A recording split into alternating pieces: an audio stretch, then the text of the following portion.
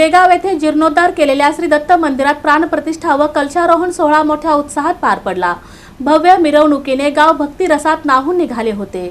देगाव येथे नव्याने जीर्णोद्धार करण्यात आलेल्या श्री दत्त मंदिरात प्राणप्रतिष्ठा व कलशारोहण सोहळा मोठ्या उत्साहात पार पडला। या निमित्ताने काढण्यात आलेल्या भव्य मिरवणुकीने संपूर्ण गाव भक्ती रसात न्हाऊन निघाले। बँड पथक, टाळ मृदुंगाच्या गजरात आणि जय गुरुदेवच्या घोषणांनी वातावरण दुमदुमले होते। पारंपरिक वेशभूषेत सहभागी झालेल्या भाविकांसह महिलांचा मोठा सहभाग लक्षवेधी ठरला।